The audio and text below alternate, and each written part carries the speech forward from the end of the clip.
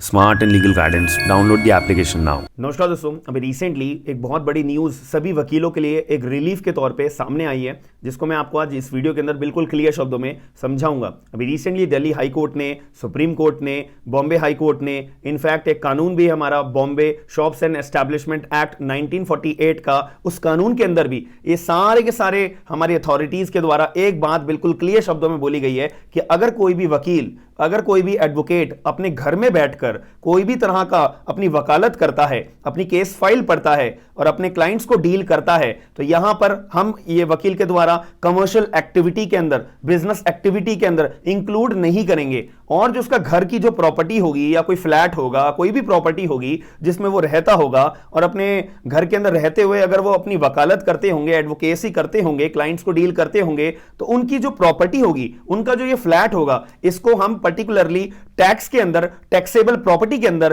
Property tax के अंदर नहीं इंक्लूड करेंगे। सीधे शब्दों में यहां पर दिल्ली हाई कोर्ट के द्वारा, सुप्रीम कोर्ट के द्वारा, बॉम्बे हाई कोर्ट के द्वारा, Bombay shop and establishment act 1948 के द्वारा क्लियर शब्दों में यहां पे बोल दिया गया है। और दिल्ली हाई कोर्ट के द्वारा तो दो बार ही, दो केसेस के अंदर यहां पे ऑनरेबल हमारे एक तो सिंगल जज बेंच के द्वारा यह बात को क्लियर करा है और हमारे ऑनरेबल डिवीजन बेंच के द्वारा इस बात को क्लियर करा है। और अभी रिसेंटली हमारे दिल्ली हाई कोर्ट के द्वारा 2023 के अंदर भी इस बात को अपना क्लियर करते हुए यहां पे अपना जजमेंट प्रोनाउंस करा है, जिसको मैं आपको अभी बताऊंगा। अभी मुद्दा क्या हुआ था, यहां पे जो एक साउथ दिल्ली की अपनी म्यूनिसिपल कॉर्पोरेशन है, इन्होंने यहां पे केस फाइल करा हुआ था।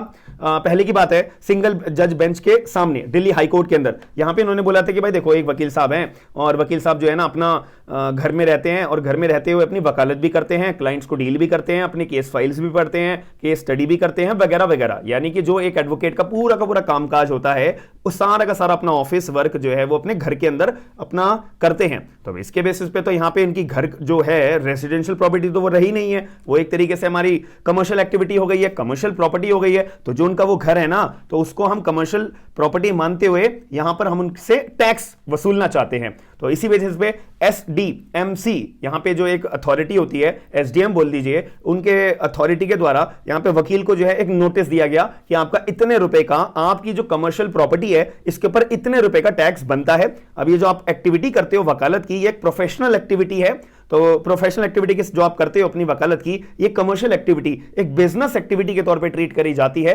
जिसमें आप अपनी एक्टिविटी, अपनी सर्विसेज देते हो, वकील एडवोकेसी करते हो, क्लाइंट से अपना पैसा चार्ज करते हो, वगैरह वगैरह।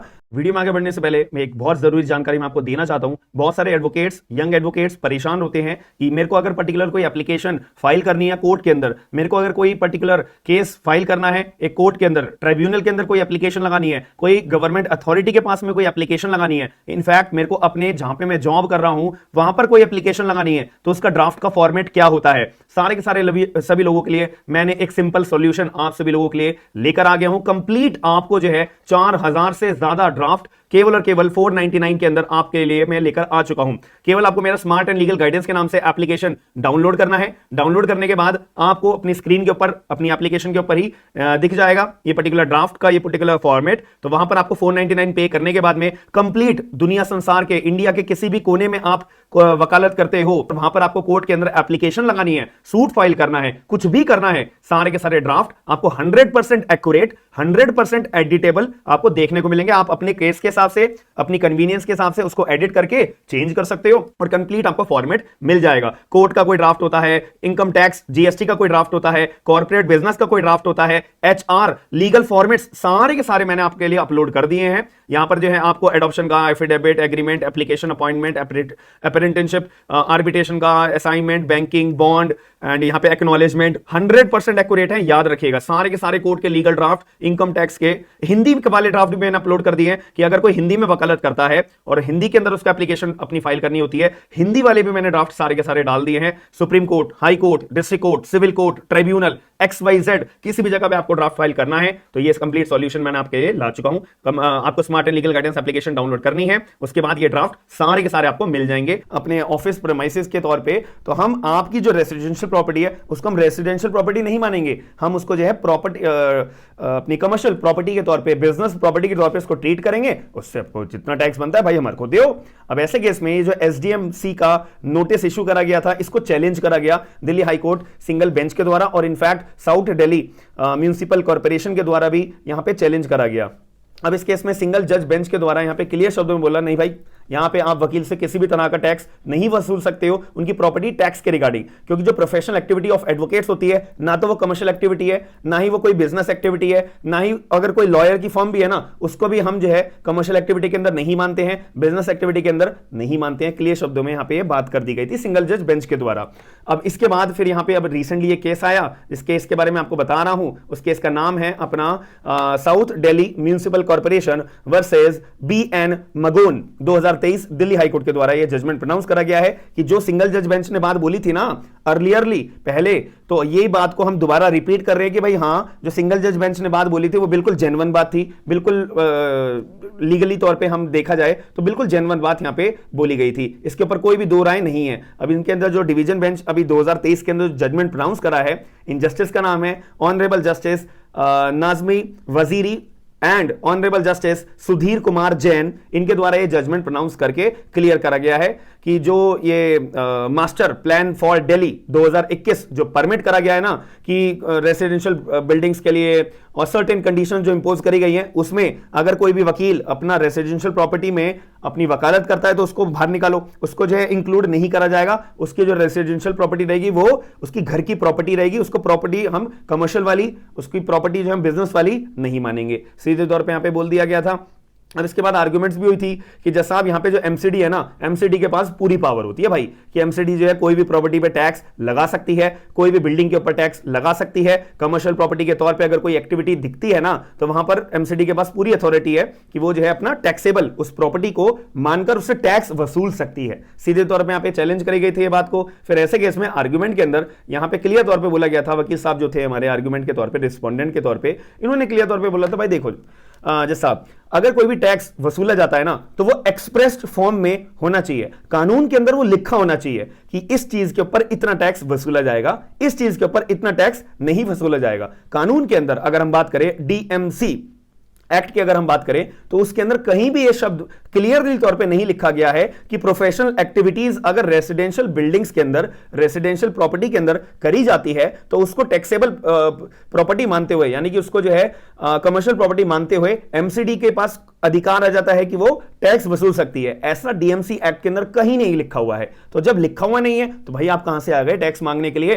किस वजह से, किस बेसिस पे, कौन से कानून के तहत, कहां पे लिखी है ये बात? तो इसके बेसिस में आप कहां से कानून के अंदर लिखे नहीं है तो आप कहां से टैक्स वसूलने आ गए? तो ये क्लियर तौर पे बोला गया और कोर्ट ने भी अपहेल्ड करा, कोर्ट ने भी बिल्कुल सही माना इस बात को कि professional activities of lawyers does not fall within the category of commercial establishment, business activity and the firm of lawyers is not a commercial establishment. Clear तौर पे यहां पे बात बोल के खत्म कर दिया गया था। अब आपके दिमाग में आ रहा होगा कि सर आपने सुप्रीम कोर्ट का भी नाम लिया था, बॉम्बे हाई कोर्ट का भी नाम लिया था, तो मैं बॉम्बे हाई कोर्ट का भी आपको जजमेंट बता देता हूं।